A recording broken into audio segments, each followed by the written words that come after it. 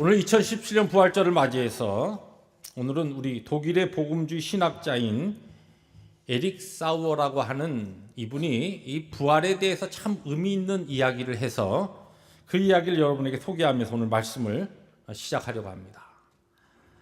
이분이 어떤 이야기를 했냐면 이런 얘기를 했습니다. 부활절은 예수님의 부활로부터 시작해서 우리 성도의 부활로 끝난다. 그러므로 오늘 우리들은 이 두 개의 부활절 사이에 살고 있다.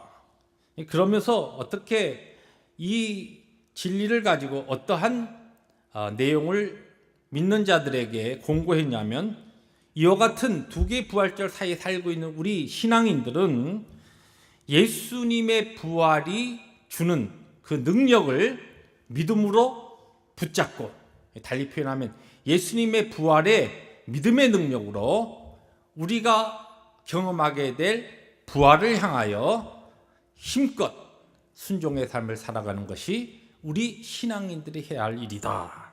그런 말씀을 했습니다. 이 이야기를 제가 조금 시각하기 위해서 그림으로 한번 만들어 봤습니다. 부활절은 예수님의 부활과 우리 성도의 부활, 예수님의 부활로부터 시작해 성도의 부활로 끝난다는 것이 부활절이.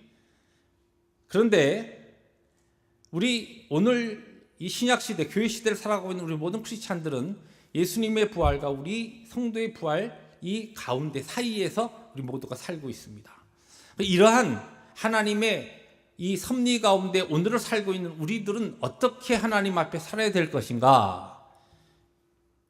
이 예수 그리스도에 대한 부활에 대한 믿음을 가지고 장차 하나님께서 나에게 약속하신 영생의 그 부활을 바라보면서 오늘을 하나님의 뜻과 말씀에 따라 살아가는 것이 오늘 부활의 영원한 구원의 길을 걸어가는 우리들의 신앙인들의 삶의 모습이 되어야 한다는 것입니다. 그런데 이 예수 그리스도의 부활과 우리 성도의 부활이다, 우리는 이 사이에서 지금 살고 있다, 이런 그림을 여러분들이 보시면서 이런 질문이 떠오를 수 있습니다. 그럼 예수님 부활하신 그 부활 전에는 예수님의 부활에 대한 이야기와 가르침은 없었는가? 우리 모든 하나님이 창조하신 하나님의 섭리와 인류의 역사가 하나님이 태초에 천지를 창조하시고 우리의 인생을 창조하시고 그리고 마지막 하나님의 영광스러운 새하늘과 새 땅으로 이것이 이렇게 쭉 한 시간 가운데, 역사 가운데 하나님의 구속의 구원의 역사가 흘러갑니다. 예수님의 부활과 성도의 부활을 우리가 이해되는데, 이 전에는, 예수님의 부활 전에는 예수 그리스도의 부활 또는 이 부활에 대한 하나님의 메시지와 가르침은 없었는가? 있었겠죠. 이 구약에 보면은 이미 예수 그리스도의 부활과 또 부활에 대하여 많은 것들로 증거하고 있고, 특별히 우리가 이 신약은 이미 오신 예수 그리스도에 대한 증거의 말씀이지만 구약은 장차 오실 예수 그리스도에 대한 메시지이기 때문에, 예언이기 때문에 구약에 보면 실제적으로 예수 그리스도의 부활에 대하여서 많은 것들로 이야기합니다. 그 중에 대표적인 것이 우리가 잘 아는 아브라함의 독자 이삭의 사건을 통하여서 예수 그리스도의 죽으심과 부활을 가르치고 있고, 요나의 표적을 통하여서도 역시 예수님께서 친히 말씀하셨듯이 그것 또한 예수님의 부활을 상징하는 것이고 가르치는 것입니다. 그런가 하면 호세아서에 보면 구체적으로 이 3일에 예수 그리스도 부활하시는 이 부활에 대해서 증거하고 있고, 시편의 많은 구절들이 예수 그리스도의 죽으심과 부활을 증거하고 있습니다. 그 중에 또 하나가 있습니다. 오늘 우리가 나누게 될 바로 아론의 쌍난 지팡이입니다. 이것이 예수 그리스도에 대하여, 부활에 대하여 구약에서 증거하고 또한 예표하고 예언하는 중요한 메시지입니다. 그래서 오늘은 아론의 쌍난 지팡이와 예수 그리스도의 부활을 우리들이 말씀을 통하여 살펴보면서 이 아론의 쌍난 지팡이가 가지는 중요한 부활의 이 증거, 이것이 예수 그리스도의 부활과 어떤 의미가 있는가라고 하는 것과, 이것을 이 진리를 깨닫게 될 때 우리들이 어떠한 믿음으로 하나님 앞에 살 수 있는가, 어떠한 우리에게 능력과 위로가 있는가라고 하는 것을 말씀을 통하여 살펴보려고 합니다. 오늘 우리가 읽은 이 민수기 17장 말씀은 1절부터 11절 말씀, 우리가 잘 아는 말씀인데, 이스라엘의 12지파가 있는데 12지파의 12족장들을 다 나오게 했습니다. 그리고 각 지파마다 그 족장이 지팡이를 하나씩 다 가지고 온 다음에 이 지팡이에 족장의 이름들을 다 쓰게 했습니다. 각 지파에. 그리고서 레위 지파에게만큼은 아론의 이름을 쓰게 했어요. 그리고서 그것을 하나님께서 하나님의 임재가 있는 법궤 앞에 갖다 놔라. 하루가 지난 다음에 하나님께서 택하신 하나님의 제사장 바로 아론이 왜 하나님께서 이 경륜과 섭리 가운데 아론을 제사장으로 택하시고 레위 지파 가운데 이 아론을 통하여 왜 장차 오실 예수 그리스도에 대하여 하나님께서는 계획하고 있는가라고는 이 중요한 구원의 계획들을 이 사건을 통하여서 알리십니다. 그래서 이제 12족장들이 지팡이를 가지고 와서 법궤 앞에 다 놓고서 갔습니다. 아침에 하루가 지난 다음에 아침에 들어가 봤더니 우리가 잘 알듯이 아론의 지팡이에만 우미 돋고 싹이 나고 꽃이 피고 살구 열매가 맺혔습니다. 여러분, 이 지팡이 우리가 잘 알듯이 살아있는 게 아닙니다. 이미 뿌리, 생명 있는 뿌리에서 끊어진 지팡이에요. 살아있는 나무에서도 우미 돋고 싹이 나고 거기에 꽃이 피고 열매가 맺으려면 오랫동안 시간이 걸립니다. 그것뿐만 아니라 이것이 하룻밤 사이에 한꺼번에 지팡이에 움도 돋고 그 다음 싹도 나고 거기에 꽃도 펴 있고 거기에 열매도 맺힌다는 것은 이것은 정말 기상천외한 있을 수 없는 일이 하나님의 살아계신 역사로 기적으로 나타난 것입니다.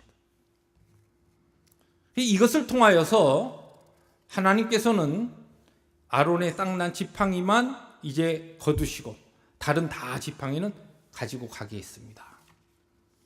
그런 다음에 10절에 뭐라고 말씀하시냐면 오늘 본문 말씀이에요. 여호와께서 또 모세에게 이르시되 아론의 지팡이는 증거궤 앞으로 도로 가져다가 거기 간직하여 반역한 자에 대한 표징이 되게 하여 그들로 내게 대한 원망을 그치고 죽지 않게 할지니라. 그런 말씀하세요.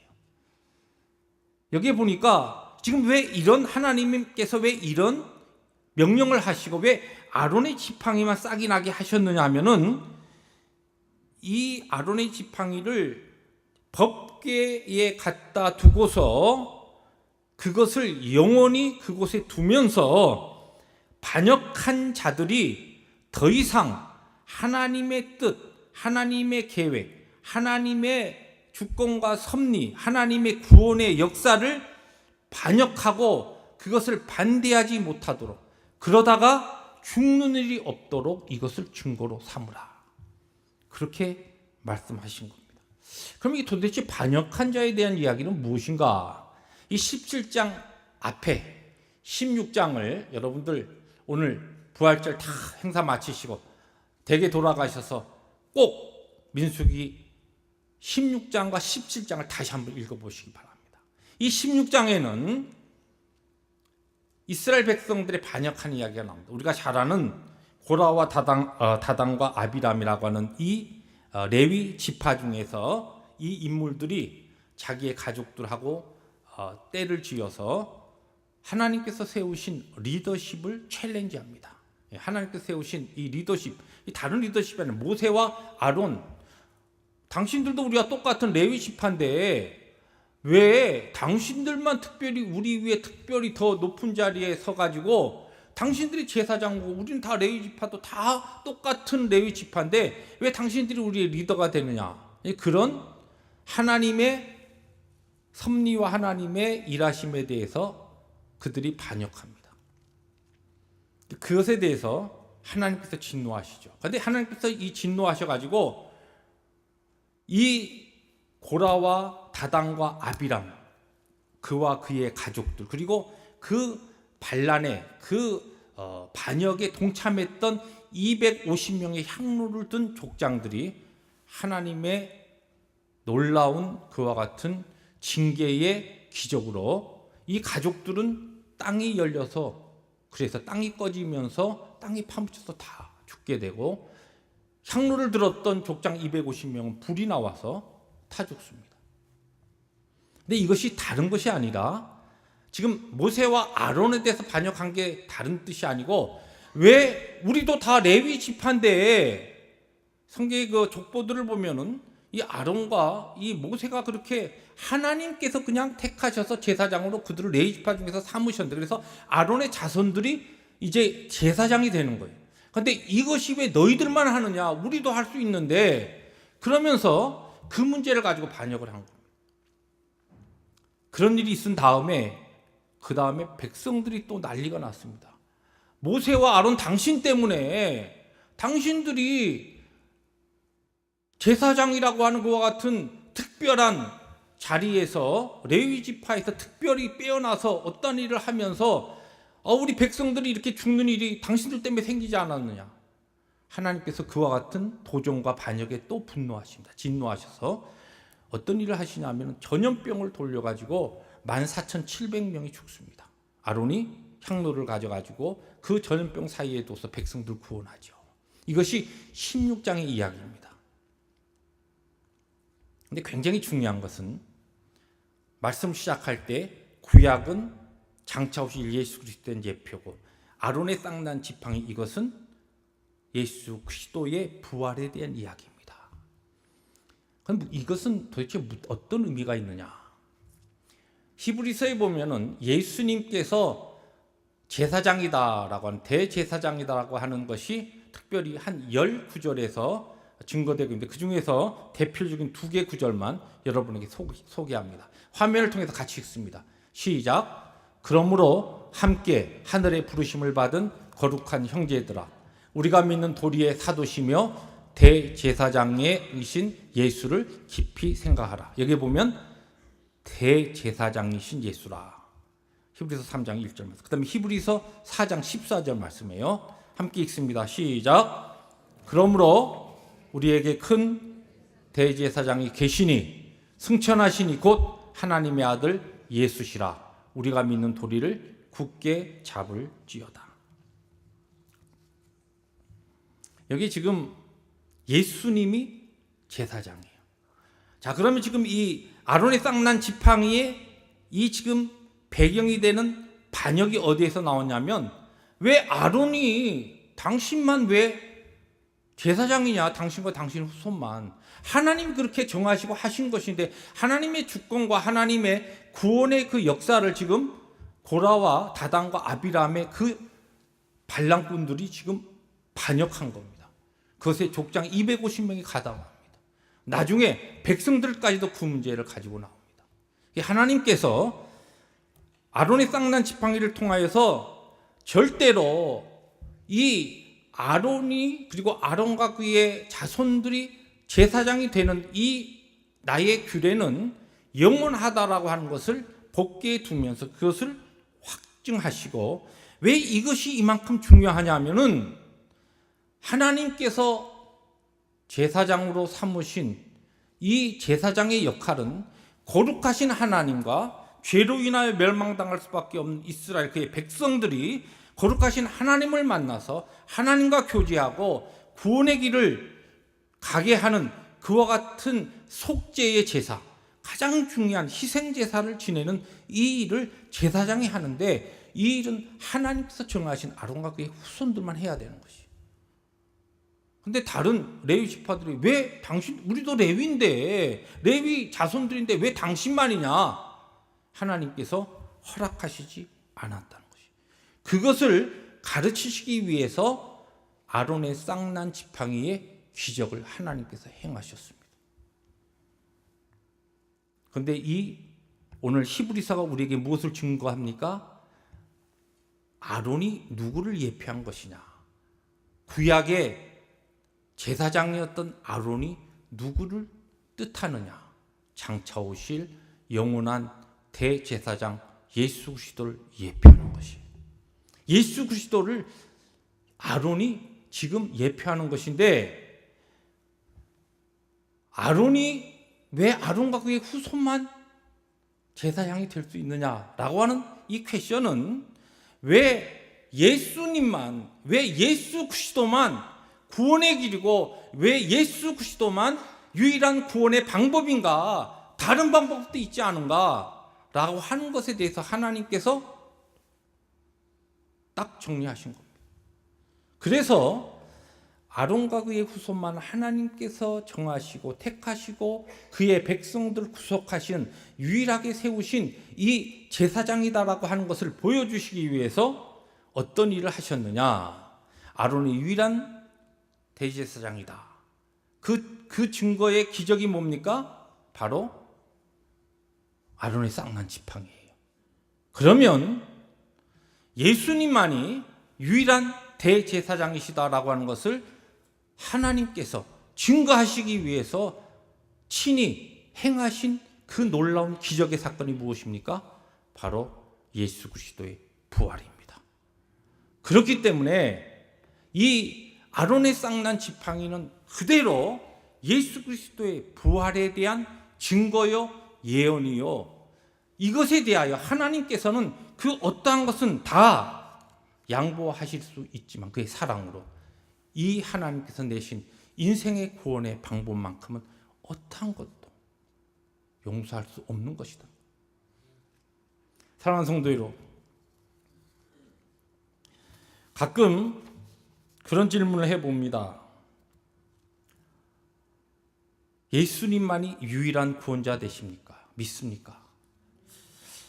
아멘 하는데 어떤 분은 그건 아는데요, 제가 좀 마음이 모질지 못해가지고요, 저는 예수님도 참 구원의 길이지만 꼭 그렇게 우리가 막 속 좁게 꼭 고집할 필요가 있습니다. 우리는 예수 잘 믿고, 다른 사람들은 열심히 선하게 살면서 부처도 믿고 또 마호메트도 믿고 다른 공자도 믿고 하면서 선하게 살다가 추구하는 것은 같은데요, 오늘 이 시대에 다원주의가 기독교 안에도 들어와서 상당히 많은 교회 안에 자유주의 신학과 더불어서 다원주의 종교가 들어와서 예수님만이 유일한 구원의 길이 아니다. 구원은 교회 밖에, 예수님 밖에도 있을 수 있다. 너희들은 열심히 예수 믿고, 우리는 우리 열심히 예수 믿고, 다른 사람들 또 자기들 나름대로 열심히 하는 거, 이거 괜찮다. 하나님께서는 아론이 유일한 대제사장이다라고 하는 이 하나님의 주권과 섭리에 반역하던 이와 같은 무리들을, 고라와 다단과 아비람의 모든 가족들을 땅을 열어서 음부로 삼키게 한 다음에 250명의 족장을 향로의 불로 인하여서 죽게 하고, 하나님께서부터 불이 나오죠. 그런 다음에 14,700명이나 되는 그와 같은 많은 이스라엘 백성들이 죽습니다. 거의 50명 중에 1명이 죽은 겁니다. 이스라엘 백성 가운데. 하나님께서 왜 그러셨어요? 하나님은 악하시고 잔인하신 분인가요? 우리 하나님 선하신 분인데 왜 이렇게 무섭게 심판하시는 겁니까? 사랑의 하나님, 은혜의 하나님께서 다른 것은 다 인내하시고 참고 우리를 위해서 기다리시지만 이것만큼은 안 된다. 하나님께서 구원의 길을 내셨는데 예수 그리스도 외에는 구원이 없다는 것입니다. 다른 어떠한 것에도 우리가 다른 건 다 하나님 앞에서 우리들이 믿음 생활하면서 우리의 이웃들을 위해서 내가 희생하고 내가 양보할 수 있지만, 이 진리만큼은 어떠한 경우에도 붙잡고 하나님 앞에 설 때까지 흔들리지 않아야 되는 우리의 신앙의 고백이 무엇이냐? 예수 그리스도 외에는 생명의 길이 없고 예수 그리스도 외에는 구원의 길이 없다는 것입니다.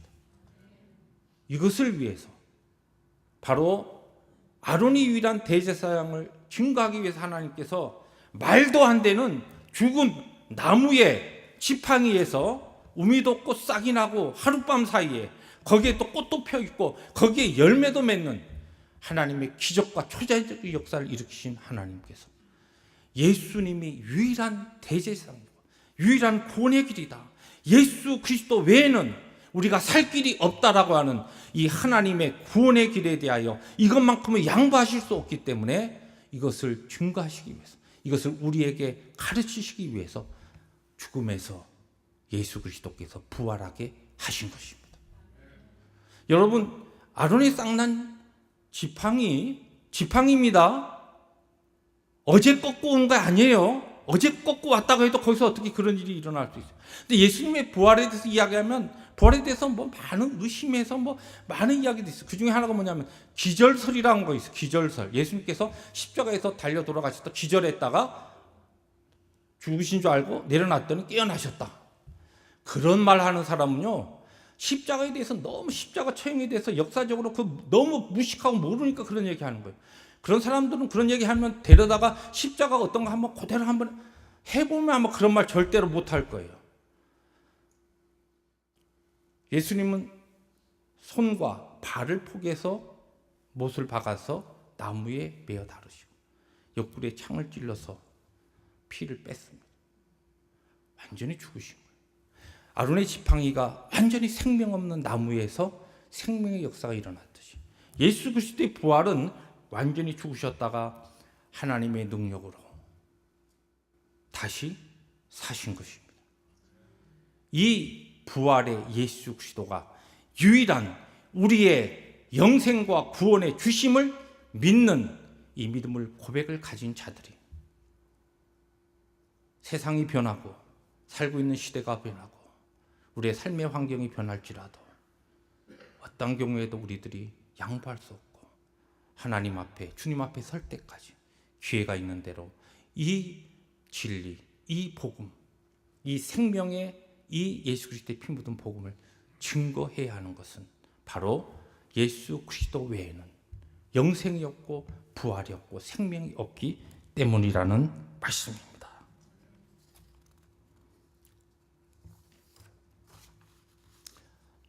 그러면 오늘 이런 예수 그리스도, 부활하신 예수 그리스도가 대제사장이다라고 하는 것을 아는 우리들에게는 어떤 하나님의 은혜와 위로와 역사가 있는가? 여러분, 이 제사장이 구약 시대에는 하는 일이 두 가지였습니다. 크게 처음 말씀드렸지만 희생제사 드리는 것입니다. 백성들을 대신해서. 그러니까 히브리서 5장 1절에 보면 대제사장마다 사람 가운데서 택한 자이므로 하나님께 속한 일에 사람을 위하여 예물과 속지 않은 제사를 드리게 하나니, 여기에 보면은 대제사장이 화목제물, 이 속죄의 제물을 드리는 것이에요. 그래서 우리의 죄를 대속해서 거룩하신 하나님 앞에 이 속죄의 제사를 드리는 것, 이 구원의 길, 우리를 하나님과 화목하게 하는 화목의 제사, 이것이 제사장이 하는 겁니다. 이 예수 그리스도, 제사장이신 대제사장이신 예수 그리스도를 통하여 우리에게 구원이 이루어졌습니다. 그런데 이 대제사장이 하는 일이 또 하나 있습니다. 희생제사를 드리는 것 외에 또 하나는 중보기도를 하는데, 요엘서 2장 17절에 보면 이런 말씀이 나옵니다. 제가 읽어드립니다. 여호와를 섬기는 제사장들은 낭실과 제단 사이에서 울며 이르기를, 여호와여 주의 백성을 불쌍히 여기소서, 주의 기업을 욕되게 하여 나라들로 그들을 관할하지 못하게 하옵소서, 어찌하여 이방인으로 그들의 하나님이 어디 있느냐 말하게 하겠나이까 할지어다, 이방의 조롱거리가 되지 말게 하옵소서. 지금 제사장들이 하는 중요한 일이 뭐냐면 백성들, 하나님의 백성들을 위해서 중보기도하는 것이. 우리가 예수 그리스도께서 유일한 우리의 구원자이며 대제사장이신 것을 예수 그리스도의 부활에 하나님의 놀라운 그 기적의 역사를 통하여 믿음으로 받아들일 때 예수 그리스도께서 우리를 위해서 흘리신 희생의 제사, 희생의 제물을 통하여 단번에 그 자신을 제물로 드리셔서 우리의 모든 죄를 사하신 그 속죄의 구속의 능력을 통하여 우리가 우리의 죄의 사함을 받고 구원을 얻을 뿐만 아니라 오늘 우리의 구원을 이루기 위해서 주님께서 우리를 위해서 하나님 보좌 우편에서 중보하고 계신다는 사실입니다. 우리의 삶이 힘들고 어려울 때, 정말 어떤 경우에 앞이 캄캄할 때, 상황이 믿음과 우리의 믿음의 고백과 같이 되지 아니하고 하나님 앞에 우리의 소망의 신앙의 고백도로 일이 펼쳐지지 아니하고 일이 어그러질 때에 내 가정과 내 자녀들에게 내 삶의 형편이 그렇게 어두워질 때에 나보다 내 형편을 더 잘 아시는, 그리고 나를 마지막 하나님의 영광스러운 그 구원의 영광스러운 나라에 다다를 때까지 나의 이 구원의 길을 인도하신 우리 주님께서 나를 위해서 지금도 하나님 보좌 우편에서 중보하고 계십니다. 이것이 부활을 통하여 영원한 유일한 대제사장 되시는 예수 그리스도의 부활의 믿음을 가진 우리들이 하나님 앞에서 오늘 살아갈 때 우리가 얻는 은혜요, 기쁨이요, 감사요, 하나님 앞에 올려드리는 이 부활절 아침에 하나님을 향한 우리의 예배의 이유인 것입니다. 사랑하는 성도 여러분, 우리의 인생 구원의 길 정말 짤막합니다. 하나님께서 오늘 우리를 무엇을 위하여 부르셨고 예수 그리스도를 위하여 우리에게 약속하신 그 부활의 그 복음이 얼마나 우리에게 큰 위로와 기쁨인가라고 하는 것을 다시 한번 붙잡고, 어떠한 경우에도 우리가 양보할 수 없고 우리가 어떠한 경우에도 취소할 수 없는 영원하신 우리의 대제사장 되시는 예수 그리스도, 그분에 대한 부활의 믿음 붙잡고 부활의 신앙 가지고서 하나님께서 우리에게 허락하실 부활의 저 미래를, 소망의 그 나라를 향하여 힘차게 순종의 걸음을 걸어가시는 우리 모든 펠로십 교회 성도들이 되시기를 주의 이름으로 축복합니다. 기도하십니다.